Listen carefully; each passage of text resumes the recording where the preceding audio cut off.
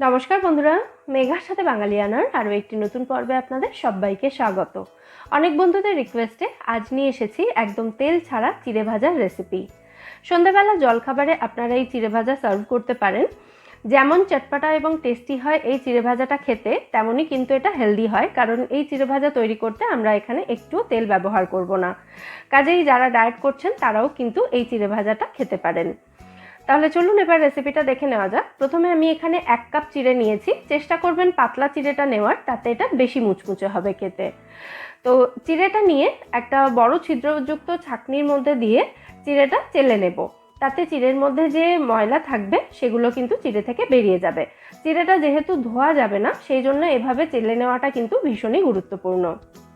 চিড়েটা আমি ভালো মতো চেলে নিয়েছি। এবার গ্যাসে একটা কড়াই বসিয়ে ভালো করে গরম করে নিয়ে তার মধ্যে আমি 4 টেবিল চামচ মতো নুন দিয়ে দিচ্ছি। এখানে কিন্তু নুনের পরিবর্তে বালি ব্যবহার করা যাবে না। নুনটাকে খুব ভালো করে গরম করে নিয়েছি আমি। এবার এর মধ্যে অর্ধেকটা চিড়ে প্রথমে দিয়ে দিচ্ছি। আমি এখানে পুরো চিড়েটা একসাথে দিচ্ছি না, কারণ নুনের পরিমাণটাও আমি এখানে কম নিয়েছি। তো দুইবারে আমি চিড়েটা ভেজে নেব।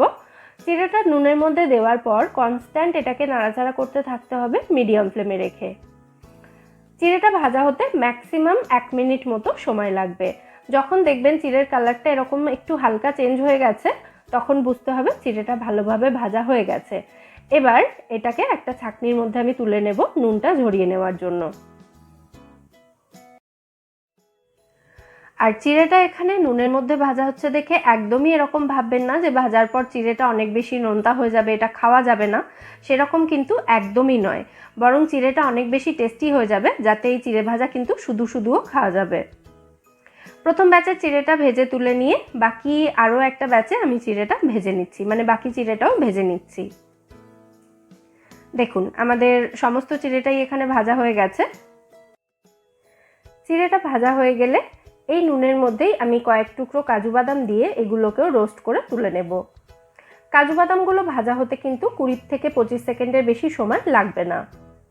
কাজুটা ভাজা হয়ে গেলে এটা থেকেও আমি নুন ঝরিয়ে নিচ্ছি। আর একই রকমভাবে 2টো শুকনো লঙ্কা এবং কয়েকটা কারি পাতা এখানে আমি রোস্ট করে নেব।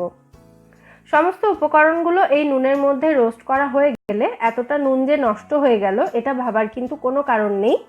এই নুনটা ফেলে না দিয়ে ঠান্ডা করে কোনো এয়ারটাইট কন্টেনারে ভরে এটাকে স্টোর করে রেখে দেবেন। আর এই নুনটা ব্যবহার করেই কিন্তু বারবার চিড়ে ভেজে নেওয়া যাবে।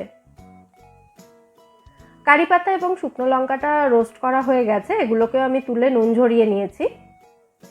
এবার ভেজে রাখা চিড়ের মধ্যে এগুলো দিয়ে দিলাম। এর সাথে 1 মুঠো মতো রোস্ট করা চিনেবাদাম দিয়ে দিলাম। তার সাথে দিয়ে দিচ্ছি 1 মুঠো মতো ঝুরি ভাজা, তবে এটা কিন্তু একেবারেই অপশনাল।